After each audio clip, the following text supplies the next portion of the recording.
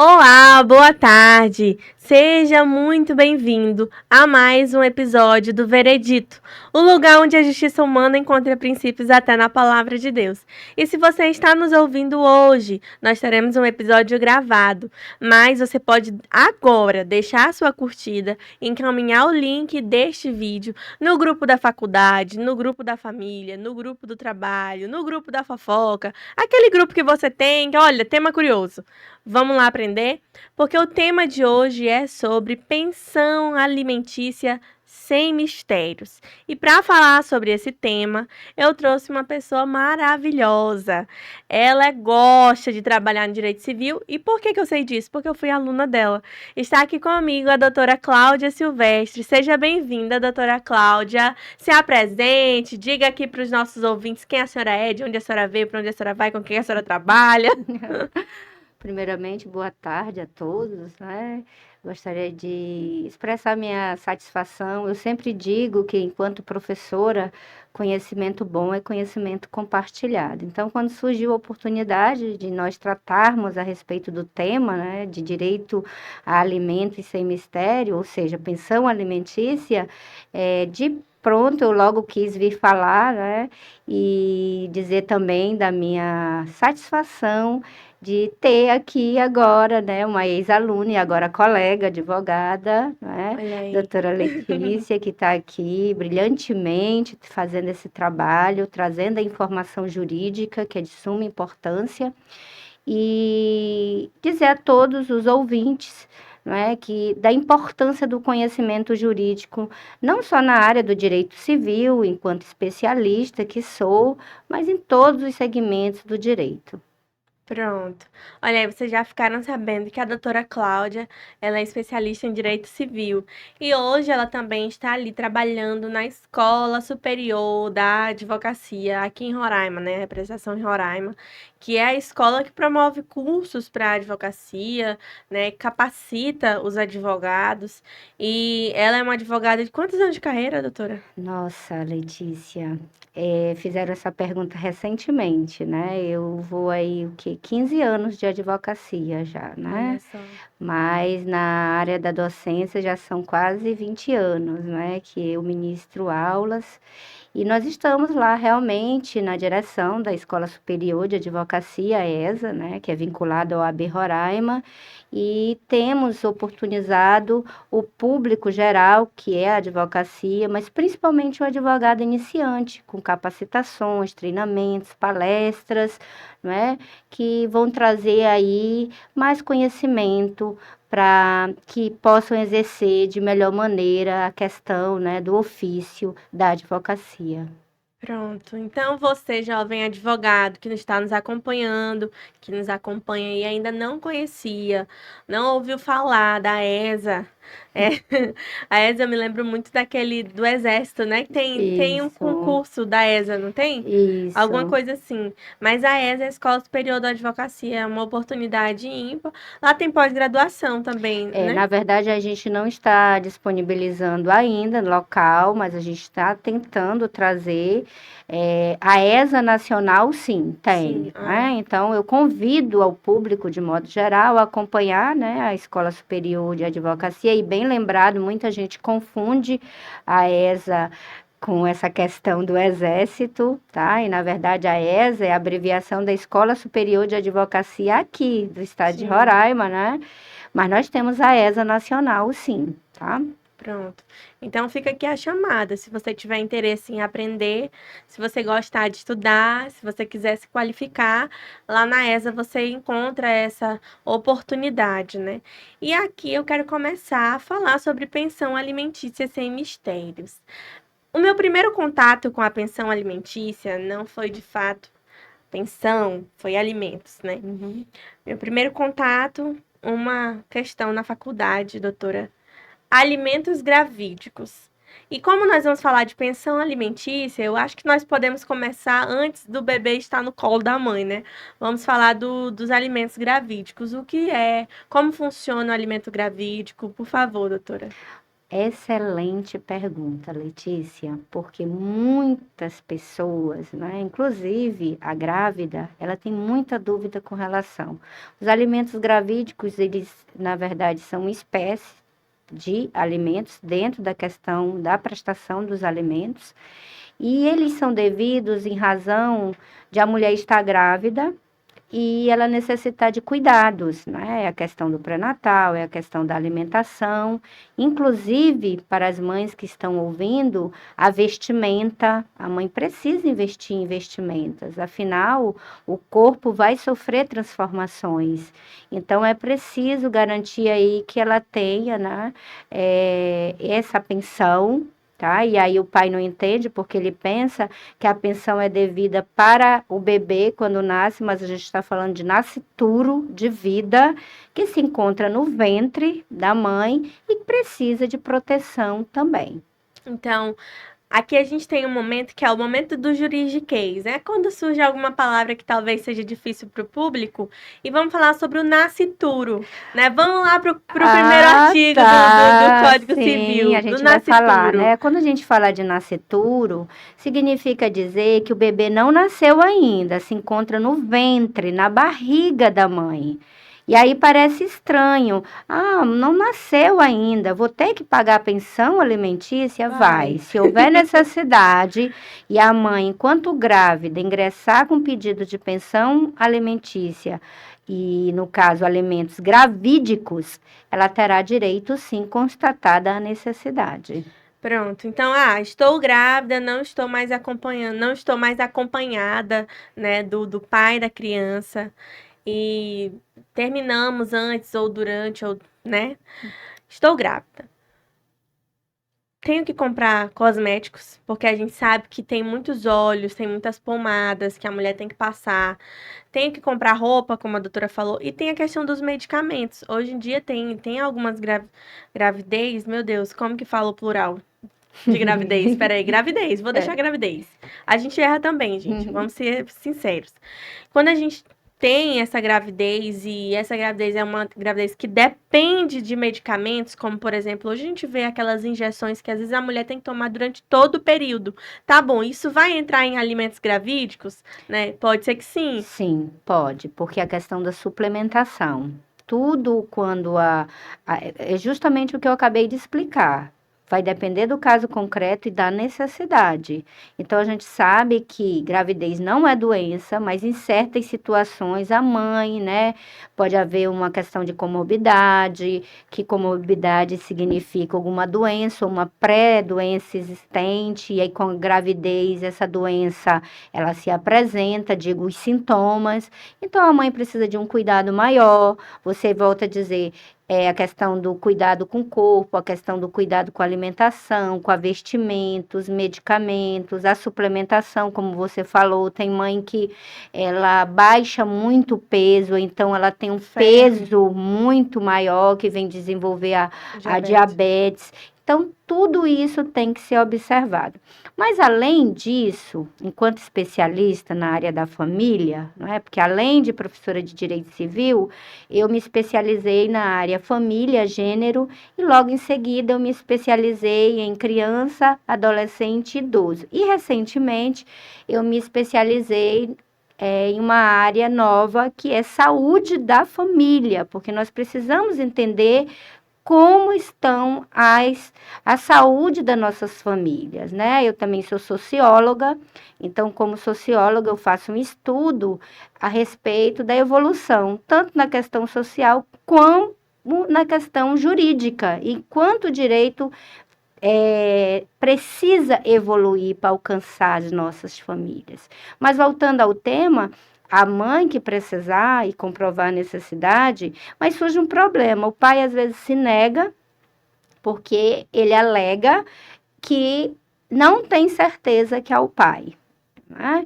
E aí surge na cabeça da mãe, e aí muitas vezes ela não busca informação, ela espera o bebê nascer, né? Para que se faça o exame de DNA. Público, não precisa aguardar. Volto a dizer, se a mãe ela tem como comprovar que houve um relacionamento, ou seja, uma intimidade com com aquele genitor, ela pode ingressar, independente de exame de DNA, o juiz vai fixar em sede de liminar os alimentos gravídicos provisórios. Nascendo o bebê, é feito o exame de DNA e, em seguida, converte-se esses alimentos provisórios gravídicos em alimentos ou pensão alimentícia normal. Interessante quando a gente fala sobre isso. Geralmente o público pensa, as mamães grávidas pensam o seguinte, né? E agora? Como é que eu vou fazer? Tem como eu pedir lá na frente que retroaja e venha ressarcir o período da gravidez? O que é que a senhora diz, doutora? Infelizmente, a pensão alimentícia, ela só passa a ter validade, ou seja, só passa a ser uma obrigação, porque ela é tratada no direito civil como uma obrigação, né, a partir do momento que é fixada uma sentença na qual o juiz entende, né, que aquele percentual é devido. Antes disso, não mais. Sim. O que se pode fazer é quando se tem uma sentença na qual já houve o deferimento do pedido, não é, dessa pensão alimentícia, esse pai, esse genitor, passa a ser um devedor, e aí você pode ingressar com pedido para o pagamento retroativo dessa pensão, né, ou das parcelas atrasadas. Pronto. E aí, antes de entrar, né, na questão do genitor, e aí a gente vai falar de 2 ritos no direito civil, que é o 523, né, e o 528, Isso. que fala o da coerção e o da penhora, né? Antes da gente entrar nesse tema, uma coisa que eu acho pertinente a gente esclarecer é: de quem é o dever do pagamento da pensão? É do homem, né? Muito se confunde isso. Foi também bem providencial a sua pergunta, porque muitas vezes eu atendo a mãezinha, no caso, a genitora, e equivocadamente se propagou que o pai é que tem que pagar a pensão alimentícia. Quando a gente fala de igualdade de gênero, que foi trazida com a Declaração Universal dos Direitos Humanos e a nossa Constituição Federal recepcionou na íntegra, o Código Civil acompanhou. Então, hoje eu não tenho, não é, essa questão de que o pai deve pagar. Na verdade, nós trabalhamos com um binômio que é a capacidade versus necessidade, ou seja, a capacidade de quem vai pagar e a necessidade de quem vai receber, que no caso é a criança ou o adolescente ou o incapaz. Agora, também a gente acrescenta a proporcionalidade. É lógico, se a criança fica com a mãe, ou seja, ela tem a guarda ou compartilhada ou unilateral e a referência da moradia da criança é com ela vai administrar, mas isso não isenta ela da participação de contribuir. Ou seja, o pai vai pagar o que é devido e o que é proporcional a ele, mas a genitora, a mãe, mesmo a criança ficando com ela também tem o dever de prestar alimentos. E como é que se comprova, já que a criança está morando com a mãe, está ali, como é que se comprova? Porque o pai, tudo bem, vai ter o comprovante do extrato bancário da transferência, o Pix, e a mãe? A mãe, eu sempre digo que o maior gasto fica sempre para ela. Sim. Né? Isso é fato. Tá? Não é minha fala, isso os estudos comprovam. Por quê? Porque ela vem, além do cuidado, que agora também tem se discutido, que esse cuidado, que chamamos de cuidado invisível, que não entrava antes no cômputo da conta ou da fixação do percentual final dos alimentos, é algo novo, mas já temos jurisprudência considerando, ou seja, às vezes a mãe deixa de trabalhar porque tem que cuidar da criança. E aí ela pesa na balança. Vou pagar uma pessoa, uma babá, ou pagar uma creche, não compensa. Então, ela deixa de trabalhar, ela sai da questão da formalidade, ela vem para a informalidade, muitas vezes, para cuidar da criança, tá? Agora, fica fácil da mãe comprovar. Por quê? Porque ela junta comprovantes, ela tem a água, ela tem a luz, ela tem a internet, ela tem os passeios, não é? Geralmente, em sede de audiência, eu sempre falo isso. Eu digo que o percentual fixado para uma pensão alimentícia, em raríssimas exceções, vai alcançar e vai realmente atender a necessidade de um filho ou de vários filhos. Pronto. Então, só para a gente esclarecer, né? Deixar um pouco mais claro do que já está. A competência, a obrigação de pagar a pensão, ela não está presa à mulher ou ao homem. Ela está amarrada à disponibilidade financeira, né, daquele que tem um maior poder aquisitivo, né? Vamos Isso. colocar assim. E aí a gente parte, e como a gente sabe que a maioria das vezes quem vai ter essa provisão financeira é o homem, porque a mulher vai abdicar do trabalho, de si para cuidar do filho em tempo integral, acaba que sendo ele como o devedor da pensão. E aí eu já quero entrar em outro tema, doutora, que é o tema dos ritos da pensão. Tá. A pensão pelo rito da coerção. A gente já falou que você teve um filho, só para explicar, você teve um filho, você tem a pensão homologada, tá bom, tá ali e a pensão é R$ 300 por mês. Vamos colocar esse valor que não dá para comprar nenhum antibiótico, se for um antibiótico muito caro. Mas vamos colocar que é R$ 300, vamos jogar a realidade. Na verdade, se você me permite, esse valor é o que mais se pratica. Sim. Considerando a jurisprudência local, É. né? E às vezes o pai, quando chega lá, ele diz, nossa, eu vou ter que pagar R$ 300?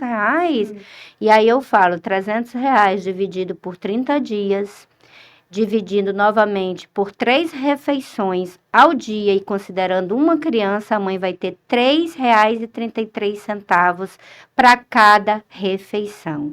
E lembrando que alimentos não se trata só de alimentos, ou seja, alimentação. Está embutido a questão da vestimenta, da saúde, da educação, lazer, cultura. Então, pergunto para esse pai, 3,33, considerando que o valor fixado foi R$ 300, mas nós sabemos que temos pensões aí fixadas em R$ 50, R$ 150, R$ 200, não é? Que é um descaso. E aí a gente chegamos na audiência, o papai, o querido papai, está há 3 meses, está há 90 dias sem fazer o depósito da pensão, né? Qual é a situação desse papai?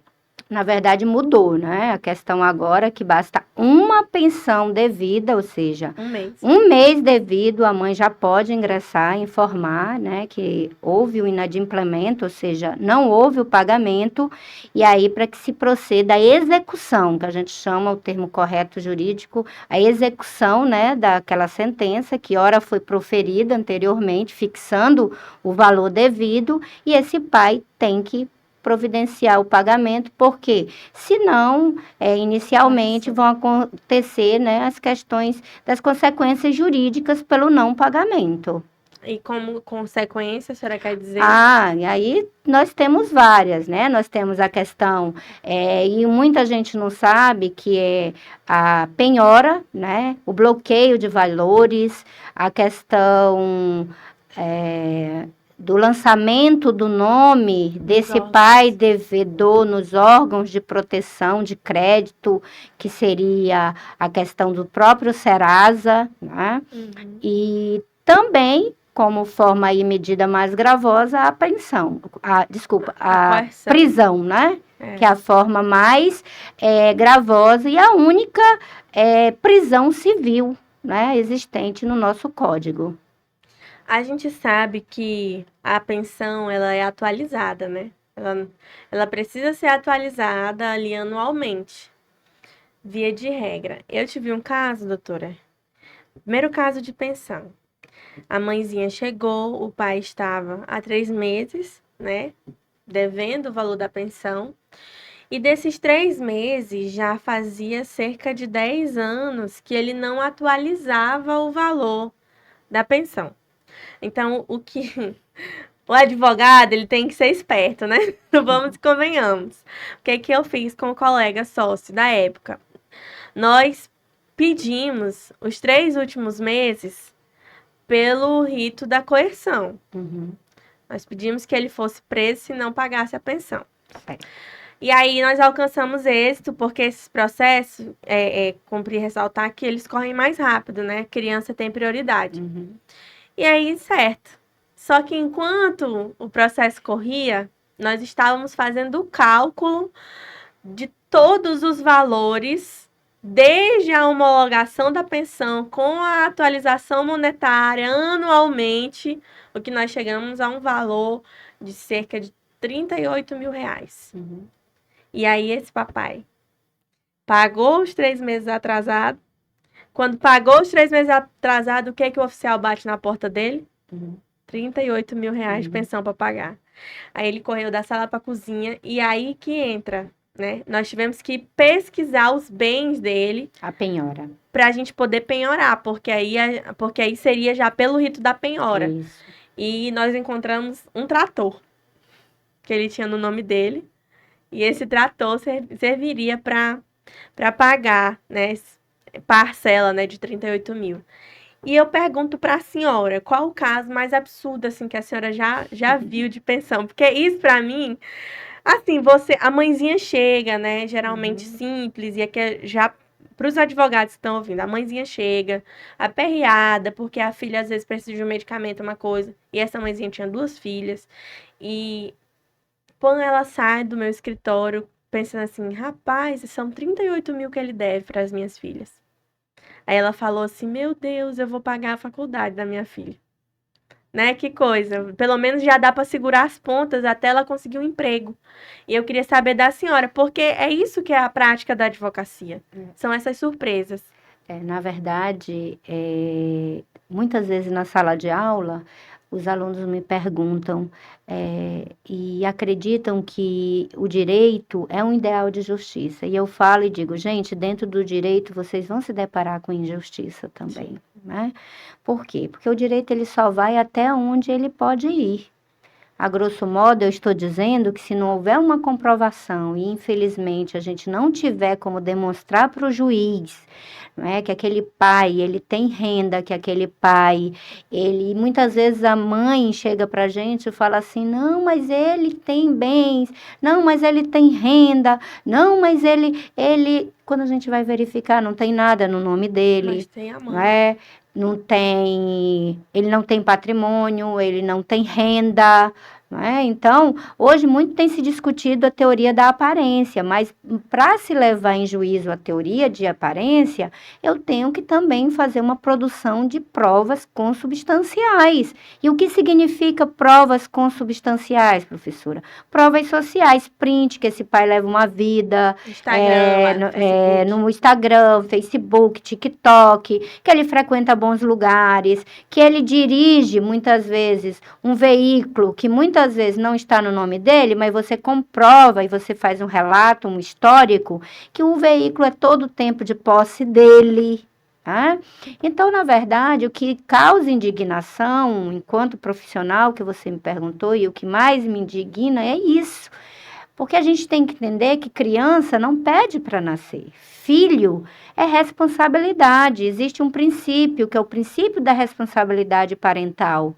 E quando eu falo isso, é porque eu já me deparei com inúmeras situações em que pais, inclusive mães, se esquivam agora. E a novidade, Letícia, é a mãe que não quer mais ficar com o filho, tá? E nós temos aí um grande número de pais solo, e não está errado não, ele tem a obrigação dele também, porque é a igualdade de gênero. Então, eu tenho atendido vários pais que a gente tem regulamentado e formalizado a guarda unilateral, inclusive, esse pai passa a ser um pai solo, que significa um pai solo, um pai que vai agora cuidar, educar, zelar os filhos. E quando a gente ingressa com pedido de pensão alimentícia em desfavor dessa mãe, ela não quer pagar, porque na cabeça, e agora eu vou aproveitar a oportunidade aqui do público ouvinte, que equivocadamente a mulher acha que ela não deve pagar pensão. E a pensão alimentícia, ela é devida a quem? a ambos os genitores, tá? Agora, considerando a necessidade e a capacidade de cada um sempre. Mas eu vou aproveitar a oportunidade para relatar um fato bem interessante, já que você me perguntou, que mais me indignou de tantas as situações que eu já passei na advocacia e que eu levo muitas vezes esses casos para a sala de aula, foi uma mãe que me procurou. Essa mãe estava bastante aflita, muito aflita mesmo, e me ligaram para atendê-la e eu fui, e ela muito nervosa porque ela havia, né, na verdade, já tinham se passado alguns anos, ela trabalhava na época, e equivocadamente, ela sem saber e sem procurar um assessoramento. Daí eu falo da importância de você procurar um advogado especialista, de você procurar a informação correta para que você não assine nenhum acordo e mais na frente você venha se arrepender. E ela assinou um acordo sem esse assessoramento jurídico, abrindo mão. Aí você diz assim: ah, professora, mas eu aprendi que o direito à pensão alimentícia é um direito da criança e a mãe não pode abrir mão. Não é isso? Sim, mas quando se faz um acordo, e nesse acordo foi estabelecido uma guarda alternada, que não é nem benquista mais pelo judiciário, porque 15 dias com a criança, passa com a mãe, e 15 dias com o pai. E os alimentos, né, ficou acordado nesse momento que ambos iam se responsabilizar. Só que a gente sabe que a mãe é que carrega, né, o maior ônus nessa história. Então, ficou muito confortável, porque para o genitor, para o pai, ele ficava 15 dias com a criança, e nesses 15 dias ele só dava o alimento, ele não comprava uma roupa, ele não comprava um calçado, ele não comprava até o medicamento. Quando a criança estava doente, ela tinha que mandar. Ou seja, ele simplesmente achava que os 15 dias que passava com o filho, ele tinha só que dar comida. E essa mãe desempregou-se e foi procurá-lo. E ele disse que ele não tinha que pagar a pensão alimentícia, porque ele tinha uma sentença e ela assinou, concordando que ela ficaria 15 dias com ele e ele 15 dias com a criança. E essa mãe disse: doutor, e ela muito desesperada, né? Ela disse: eu não tenho como suprir a necessidade do meu filho, já tentei conversar. E aí eu pergunto, enquanto advogada, né? Onde fica a questão da empatia e do amor desse pai para o filho, né? E aí tentamos de todo modo chegar com um acordo. Ele não aceitou, e era uma pessoa que tinha condições financeiras, né? E você veja que a criança tinha, e eu gosto muito de trabalhar com provas sociais, tá, gente? Professora, o que são provas sociais? Eu estou usando professora porque eu me identifico muito como professora. Então, provas sociais são todas as provas que você puder juntar da ausência desse genitor e dessa genitora, né? E aí nós juntamos fotografias. Ele não se importava, ele não participava de nada do filho, ele só ficava aqueles 15 dias.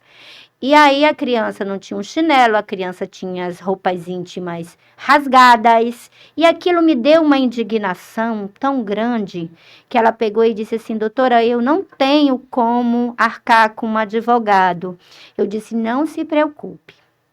Não se preocupe, nós iremos acionar a justiça e nós vamos reparar essa injustiça.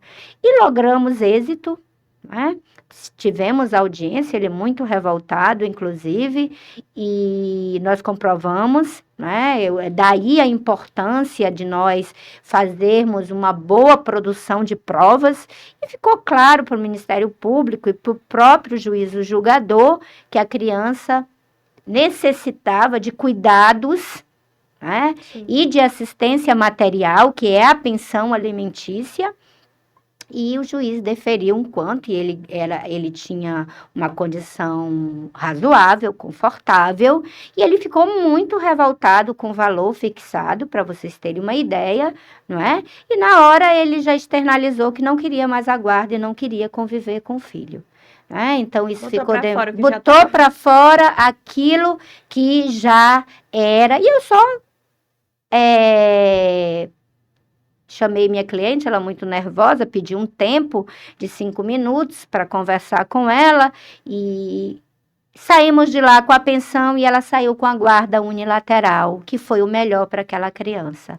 Naquele momento, sim. Possa ser que esse vínculo venha a ser restabelecido, agora fica, assim, evidenciado, e aí até mesmo para quem está ouvindo agora, de você, enquanto mãe, observar os sinais. Às vezes a gente tenta proteger o nosso filho, mas fazendo escolhas erradas. Sim. Então, a importância de você buscar um profissional que te oriente vai garantir aí que você evite vários problemas e até mesmo constrangimento, não é? Interessante falar, eu conheço vários colegas, né, que têm uma guarda compartilhada. E qual é a questão? O filho, ele tem que ter um guarda-roupa na casa da mãe, ele tem que ter um guarda-roupa na casa do pai. Ele tem que ter o lanche da escola, a farmácia lá na casa da mãe e a farmácia lá na casa do pai, quando a gente está falando de uma guarda compartilhada. Porque não é porque o garotão tá lá só esperando passar 15 dias do filho como se fosse o período de férias, né? Que a mãe tem que mandar a roupa lavada, passada, dentro da malinha, a sacolinha de remédio, a sandália de sair, a sandália de ficar em casa. Não é assim que funciona. Se a guarda é compartilhada, é meio a meio. A obrigação que ela tem de montar uma estrutura familiar para o filho é a mesma que o pai tem, de montar um quarto com brinquedos, né, ali caracterizado, personalizado para o menino, para a menina. E pouco se fala nisso. Quando a gente fala de guarda compartilhada, tema polêmico. E agora eu quero você que está nos ouvindo, preste atenção no que a prof vai dizer agora. Realmente, tem muito paizinho, muito genitor, que ele quer, na verdade, uma forma ainda de dominar e de controlar a ex, né? E ele quer a guarda compartilhada. Presta atenção, a guarda compartilhada, ela não se confunde com alimentos. A guarda compartilhada é um instituto jurídico que veio para garantir que você participe do dia a dia e das decisões do seu filho. Agora, se a guarda é compartilhada, trata-se agora que essa criança ou esse adolescente terá duas casas. A gente chama de extensão de lar. Ou seja, as mães ficam surpreendidas quando eu digo, você não precisa preparar mochila para o seu filho. Sabe a teoria da criança mochilinha? Se arruma que seu pai está vindo lhe buscar. Aí você monta a mochila, bota medicamento. Não, ele está indo para a casa dele. Ele tem agora a casa da mãe e a casa do pai. Lá ele tem que ter uma estrutura mínima, ele tem que ter um quarto, se não um quarto, uma cama adequada. Ele tem que ter roupas, calçados, brinquedos, medicamentos. A mãe não tem obrigação. Ah, mas eu pago pensão alimentícia. Sim, você paga a pensão alimentícia para que ele subsista lá na casa dele. Agora, na sua casa, que também é casa dele, ele tem que ter uma estrutura mínima. Inclusive, nós modificamos várias guardas compartilhadas, Letícia. Por quê? Porque o pai não prepara um ambiente adequado. Nós já tivemos situações em que o pai, ele tinha um bar. Nada contra quem tem um bar, tá, gente? Porque todo trabalho é digno, mas ocorre que ele morava nos fundos desse bar e ele queria guarda compartilhada, né? E conseguiu em primeiro momento, mas nós conseguimos judicialmente modificar essa guarda para unilateral, para a mãe, com referência do lar para a mãe. Por quê? Porque o ambiente era insalubre para aquela criança. Então, não é só querer a guarda compartilhada. O juiz é observar se realmente aí entra o trabalho do bom advogado, não é? Eu sempre digo em sala de aula, gente, advogar, e eu venho do tempo que o advogado tinha que sair do escritório e fazer o quê? Diligência. O advogado ia atrás de provas sociais, não apenas sentar em frente a um computador e produzir uma petição informando ao juiz. Por quê? Porque muitas vezes seu pedido vai ficar um pedido raso, você também não vai estar bem preparado no momento da audiência, porque você não tem conhecimento. E quando nós nos dirigimos até o ambiente, eu percebi logo em primeiro momento, que não era um ambiente adequado para aquela criança, tá? E aí nós conseguimos sim modificar a guarda. Agora, o pai vai deixar de conviver com o filho? Antes que me pergunte, não. Ele vai permanecer tendo direito à visitação. Só que ele não vai, só que ele não vai poder levar essa criança para aquele ambiente. Pronto. E aí, uma coisa que eu acho muito interessante também é que eu vim de um meio onde já existia a guarda compartilhada, né? Eu sou nova, então eu tive conhecidos próximos, né, que falavam assim, não, agora eu vou ficar na casa da minha mãe. Aí tal dia tu vai não sei o quê, não, eu vou estar na casa do meu pai. A busca da evolução do direito é para que essa criança, esse adolescente, né, esse vulnerável, ele possa dizer, não, eu tô na minha casa com a minha mãe, ou eu tô na minha casa com o meu pai. Porque enquanto essa criança, esse vulnerável, ele estiver dizendo, eu tô na casa da minha mãe, eu tô na casa do meu pai, na cabeça dele, agora psicologicamente falando, ele ainda não tem um conceito de próprio de família, de pertencimento. Porque ora ele está com uma pessoa, ora ele está com outra pessoa. E a criança, ela precisa desse pertencimento para ela ter o seu caráter ali concretizado, a sua personalidade. Senão ela desenvolve vários aspectos, né, psicológicos, que aqui não é bem a nossa área, mas só pontuando, porque é uma coisa que a gente vê no dia a dia do direito. Geralmente são processos que têm uma perícia de um psicólogo, né? O direito de família sempre tem ali a perícia, um psicólogo vai conversar com a criança para saber, para entender como está funcionando a mentalidade, principalmente o pertencimento dessa criança àquele local onde ela está convivendo. E é isso que é importante, você fazer o seu filho se sentir em casa, se sentir no lar dele. Ah, tu tá onde? Eu vou pra minha casa. Ué, mas ora tua casa é no no Caçari, ora tua casa é no São Pedro. É porque eu tenho duas casas. E eu já vi criança falando isso, e é aí que eu me senti, como advogada, muito feliz, professora. Porque eu pensei assim, para essa criança o direito está sendo funcional. Ele está dizendo, eu estou na minha casa do São Pedro, eu estou na minha casa do São Vicente, a casa da criança. Né? Que é isso que a gente está falando.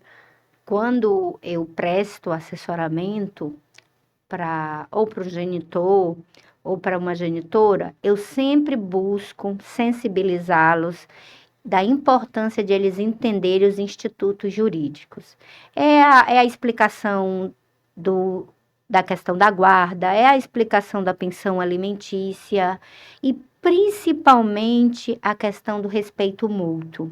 Sim. É importante que a criança, já é um processo difícil e doloroso, mas se essa criança, ela não tiver ou crescer nela esse sentimento de pertencimento, fica difícil. Então, ela tem que entender que agora ela tem duas casas, tá? E o respeito, quando eu falo, é justamente para não gerar, né, problemas dentro dessa convivência agora.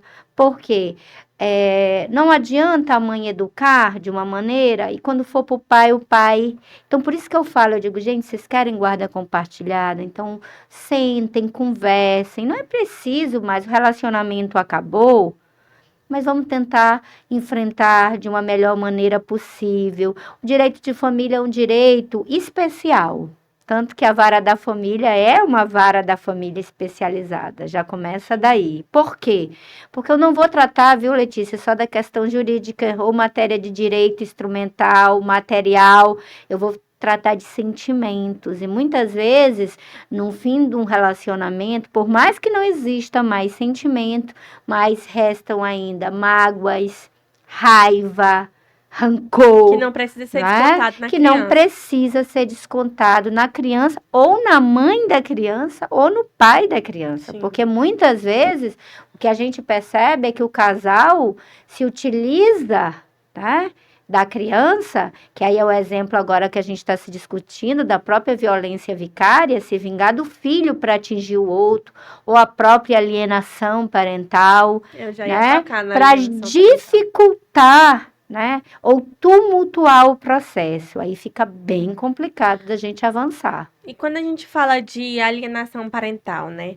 A senhora mencionou o caso em que atuou do paizinho que só esperou um pé para poder ficar fora da criação do filho, né? Porque só queria passar, na verdade, os 15 dias e não queria compromisso de criar o filho, né? De mostrar o afeto. De um lado, a gente tem esse pai, que a mãe só quer mesmo que realmente não compartilhe a guarda e ele fique pagando a pensão, porque isso vai ser melhor até para a criação do filho. E por outro lado, a gente tem a mãe, que às vezes priva o filho de um relacionamento com o pai. E aí a gente fala da alienação parental. A senhora pode comentar um pouquinho sobre alienação com os nossos ouvintes? Podemos comentar. A alienação parental, ela é tão presente dentro das questões familiares. Você sabe que essa mãe, que agora nós modificamos a guarda, que antes era alternada, no caso, para unilateral, você sabe que o abandono afetivo passa a ser ato ilícito, né? Sim, é recente. É recente, demais, outubro de demais. 2025, ou seja, está no forno, não é? E o que significa isso, professora? Significa dizer que agora o pai está prestando alimentos? Ok, mas ele não visita, ele não participa, ele não pega para passear, ele não se preocupa. Esse pai pode vir a responder por abandono afetivo, ou seja, ele pode vir a pagar uma indenização, tá? Pela ausência. Cuidar é dever. Ah, mas eu já pago alimentos. Alimentos é obrigação. Então, não se confunde afeto com prestação de alimentos. Agora, alienação parental. Alienação parental é outro instituto jurídico que veio, né, para nós trabalharmos dentro da questão também do direito de família. E alienação parental nada mais é do que um pai ou uma mãe, né, usar a criança ou até mesmo falar mal, e aí eu vou usar palavras bem claras e objetivas, né, com o intuito de humilhar, de levantar falso, de agredir o outro, o ex, né? E o que isso implica? Implica em várias coisas. Por exemplo, vou usar o exemplo da própria lei de alienação parental. Ele tem direito a visitar. Eu digo que a criança está doente, eu digo que a criança, eu invento várias, ou seja, a minha finalidade é afastar esse pai da convivência do filho, alienação parental. Eu mudo de endereço, não comunico, ou então eu pego e mudo de escola, não pergunto, é uma guarda compartilhada, eu não participo para o pai ou para a mãe de nada, ou seja, ele quer afastar completamente o filho, ou a criança, ou o adolescente, da convivência do pai ou da mãe. Eu estou dizendo do pai ou da mãe, porque agora a gente tem a figura do pai solo também. E ele pode praticar alienação parental. Agora, o que é mais incrível, quanto socióloga, é que também agora nós estamos discutindo a alienação parental silenciosa, que antes não era observada pelo judiciário. E como funciona a alienação? A normal é eu falar, é eu verbalizar, ou seja, as minhas ações demonstrando que eu não quero que meu filho conviva com o meu ex. Dizer para o pai que a criança está doente, dizer então, para o filho que o pai não quis visitar. Seu pai não gosta, seu pai é um monstro, seu pai é mau, Não seu vale pai nada. não vale nada, e outros termos que a gente nem vai discutir aqui, mas que a gente sabe que a criança ouve, e aí a criança começa a ter síndrome do pânico, começa a desenvolver transtornos psicológicos, agressividade, o próprio TOD, que é o transtorno, né, opositor, a própria questão da SAP, que é síndrome da alienação parental, ela começa a ter pânico. Por quê? De tanto ouvir que o pai é agressivo, que o pai é ruim. Mas a silenciosa, Letícia, é bem interessante. Eu queria deixar aqui como dica para a mãe ou para o pai. A criança está toda animada para receber o pai, que já está combinado para buscar. E aí, muitas vezes, aquela mãe ou aquele pai, ela não fala nada do outro, mas ela manipula a criança. Seu pai tá vindo, né? Mãe, você tá triste porque... Nada, não. O que aconteceu, mamãe? Ai, mamãe vai ficar com tanta falta de você. Mamãe ia até fazer um bolinho para a gente comer, assistir aquele filme. E aí a criança, que é vulnerável, não, mãe, então vou ficar com você, né? E vou dizer pro papai que não dá para eu ir. Ai, meu filho, não, eu não tô dizendo para você não ir com o papai. Mamãe tá dizendo que vai sentir sua falta. Não, mãe, tá tudo bem, eu fico com a senhora. Qual a finalidade? Um exemplo que eu estou dando aqui é que a criança não convive. Então, é bem interessante esse tema, Sim. bem polêmico, E na tá? verdade é muito antigo, só está sendo agora, apreciado sim, agora, essas né? práticas sempre Desde que elas o mundo é existiram, mundo. né? Agora, o que ocorre é que os estudos vão se avançando e aí a gente vai, não é, observando os comportamentos das famílias e vai classificando cada comportamento. Então, essa aí é uma novidade, assim como o abandono afetivo que passa a ser. Então, você que não visita seu filho, que não Natal tá chegando, hein? Natal tá chegando, não é simplesmente só lá entregar um presente ou uma cartela de Danone com um pacote de pãozinho. Leva tá? o menino para tirar uma foto lá na coisa da prefeitura. Leva o menino para passear. Liga para o seu filho, conversa com seu filho, porque afeto não se compra, concordo com você. Mas a questão do abandono afetivo ser tratado agora como ilícito civil é com cunho metodológico, porque o bolso do indivíduo, Letícia, é o órgão mais sensível que ele tem. Então, opa, eu tenho que pagar, então eu tenho que zelar e cuidar. Pronto. E aí, a gente já falou bastante, né? Pensão é isso. Pensão, ela dentro do direito de família, ela é um núcleo que engloba muitos assuntos, né? Porque quando se tem uma criança, você alcança todo o núcleo familiar, né? E aí, quando a gente fala de pensão, o devedor da pensão, vamos supor que é um devedor presidiário. Ele está preso por outros motivos, enfim, está cumprindo pena. Quem é que vai pagar a pensão dessa criança? A pensão pode ser transferida para os avós, né, professora? Outro tema bem interessante A é a pensão pode ser questão da transferida. pensão avoenga, é o termo correto, Sim. né? Que significa que os avós, né, para o direito civil existe a reciprocidade familiar, ou seja, o dever de cuidado tanto para os pais com seus filhos, quando esses filhos também têm para com os seus pais e vice-versa na questão também dos avós para com os netos e os netos também, porque muita gente não sabe, mas o neto, comprovando a necessidade e a capacidade, ele pode vir a pagar pensão alimentícia, assim como o titio e a titia, Sim. que ninguém fala. Como eu falei, alcança todas as esferas do núcleo familiar. E aí, o avô, Letícia, ele só paga, eu estou usando o avô, mas no caso seriam os avós, eles podem tanto pagar a pensão alimentícia ou complementar a parte que falta, que às vezes o filho não tem a capacidade de prestar o valor devido, ele pode entrar como parte complementar, e a gente chama, e a doutrina trata a pensão avoenga como uma questão subsidiária, ou seja, a pensão alimentícia ela é um dever do pai e da mãe, via de regra, que é de caráter personalíssimo, Sim. tá? Quando é que o avô e a avó vão pagar a pensão alimentícia para o neto? Tá? Quando esse pai ou essa mãe não tiver condições de arcar com o pagamento. Ah, mas ele vai pagar os atrasados? Não.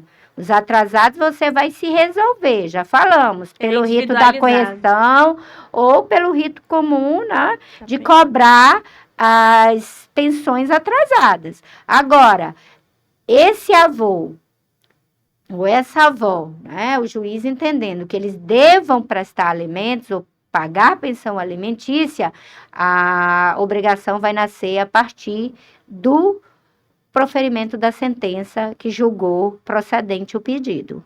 Interessante.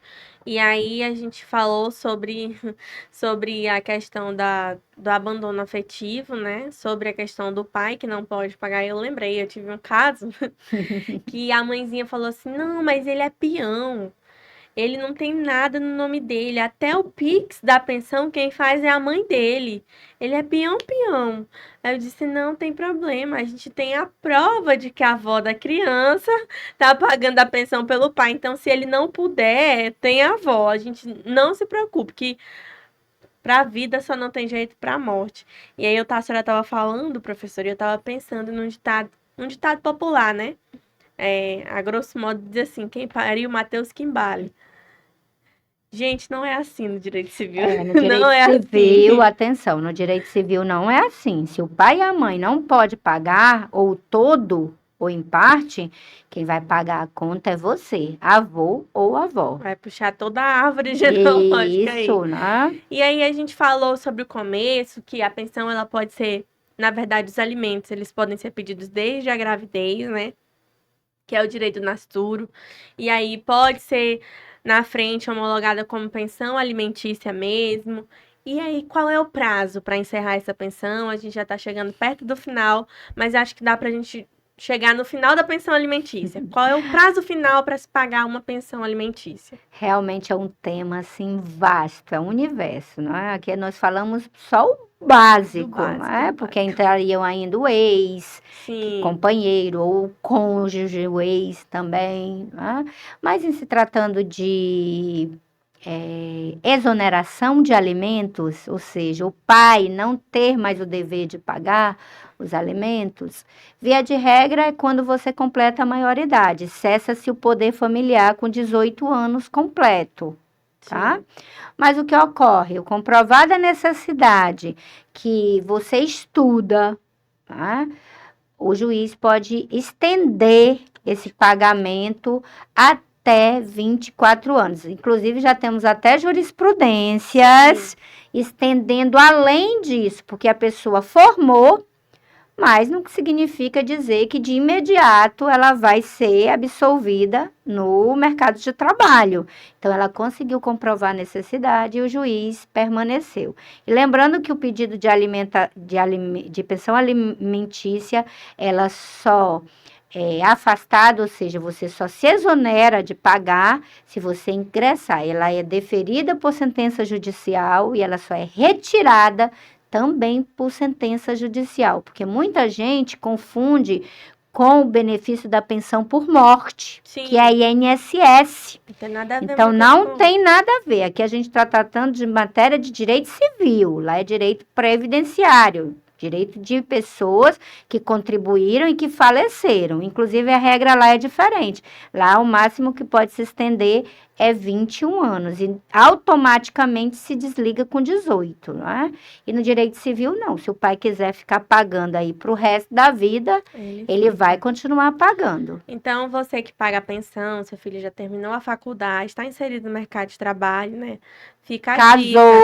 Casou, fica a dica. Se mudou, foi morar em outro estado, está desenvolvendo a vida civil sozinho, né? Você já pode pedir uma exoneração de alimentos. Isso. E aí eu me lembro de um caso. Porque pensão, embora eu atue no direito criminal, pensão, na verdade, direito civil na faculdade é a matéria que eu nunca tirei um 9, eu sempre tirava 10. Eu tirei 10 em todas as matérias de direito civil. Que bom. E eu gosto muito de direito civil, famílias. Família. E esse caso, professora, é até importante, eu achei até curioso comentar com a senhora, sem revelar nomes. O paizinho quer exonerar a pensão, o filho tem 29 anos.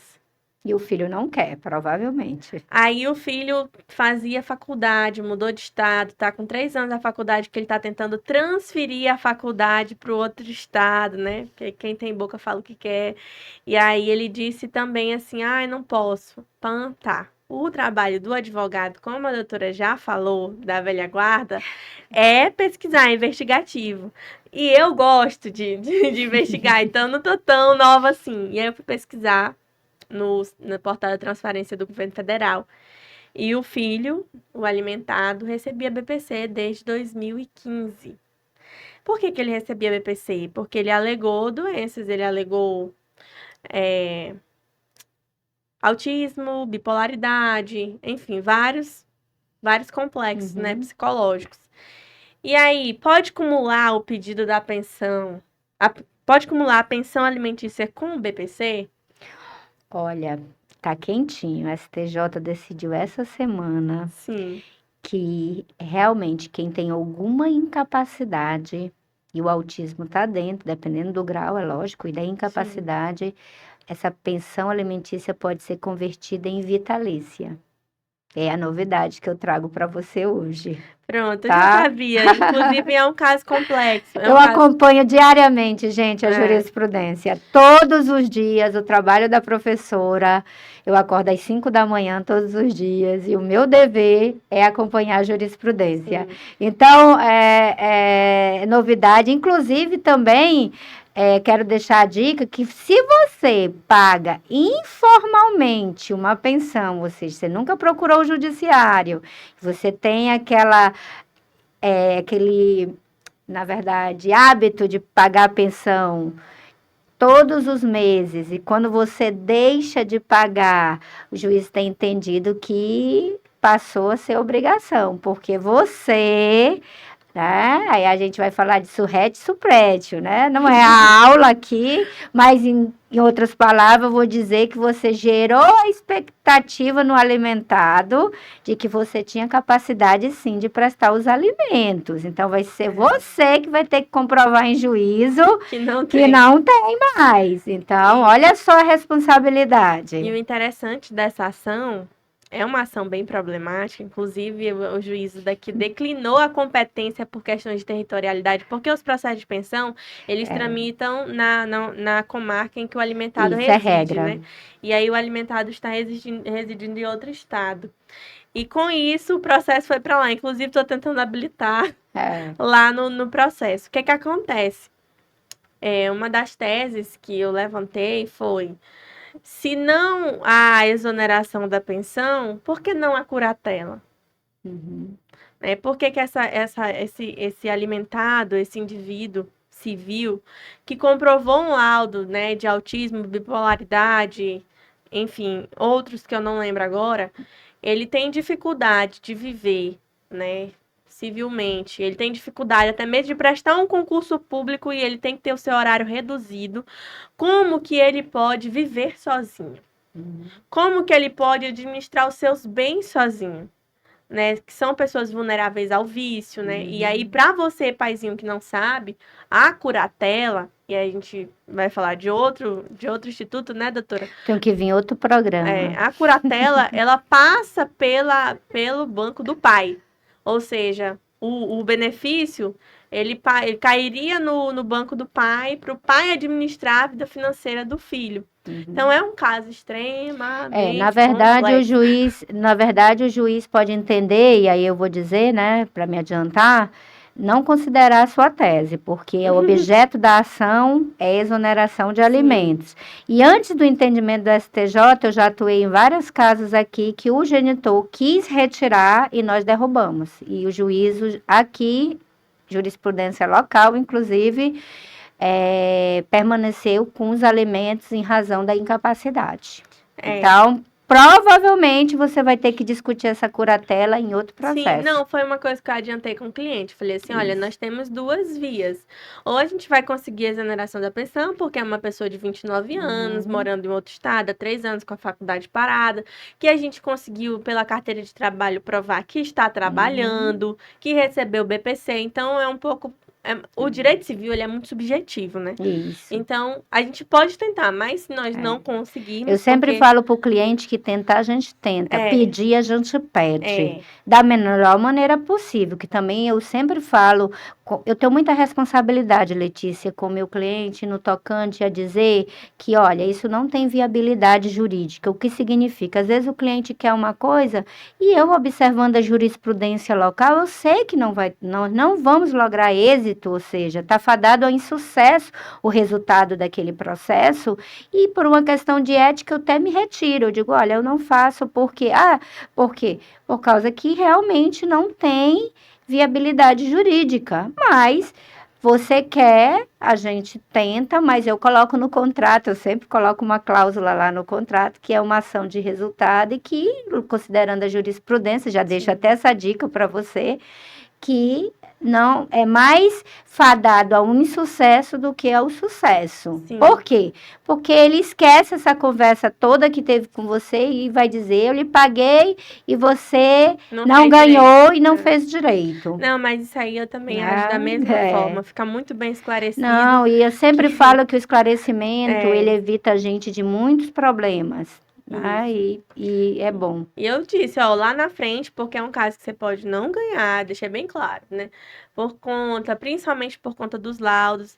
Lá na frente você pode tentar uma outra ação, que seria uma curatela, mas isso é conversa para depois. Porque aí Você esbarra quer, na quero, questão do então vamos. estatuto da pessoa com É, deficiência, vai considerar também que também tem pessoas com deficiência que trabalham, sim, sim, entendeu? Então tem que olhar um caso assim muito particular, é um caso é. bem que deve ser olhado com muita cautela. Essa é a minha recomendação. Sim, e aqui a gente chegou ao final, a gente já está no nosso horário limite.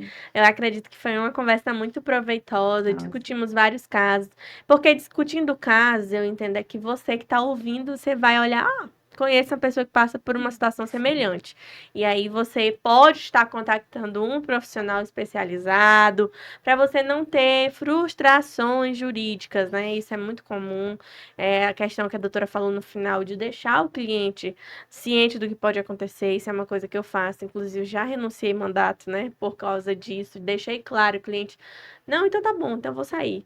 Porque é isso, o advogado ele pode entrar e sair da sua casa a qualquer momento. Então, quando o advogado disser para você, olha, isso aqui pode dar certo, não é prometendo, mas tá bom, as chances são de sucesso pela quantidade de decisões favoráveis, ou de insucesso pela quantidade de decisões, né, desfavoráveis, você tem que escutar o seu advogado, que ele é o profissional que está ali no dia a dia. E aqui eu quero deixar para a doutora, a professora, fazer as suas considerações finais, se despedir da nossa audiência, fica muito à vontade. Primeiro, eu gostaria de agradecer mais uma vez, né, a Letícia pelo convite. Sempre uma satisfação, enquanto professora, advogada, trazer a informação. Se a gente não sabe, a gente busca. Você sabe que o direito é dinâmico, ele muda. Ó, mudou ontem o entendimento, né, do STJ. Então, agradecer ao público ouvinte aqui, né, e dizer que eu sempre me coloco à disposição. É sempre bom a gente buscar orientação jurídica. Também gostaria de pedir licença para deixar o pedido para quem tiver oportunidade seguir a Escola Superior de Advocacia, ESA, que nós prestamos um trabalho lá de capacitação e o público é voltado aos advogados, não é? Aos advogados iniciantes, e eu como professora não poderia deixar, né, de oportunizar os meus alunos. Então, quando eu fui para a direção da escola, eu conversei com a nossa presidente, a doutora Rosinara, e nós entendemos que sempre todo curso e capacitação, nós deixamos sempre vagas para os nossos acadêmicos de direito, porque é importante, né?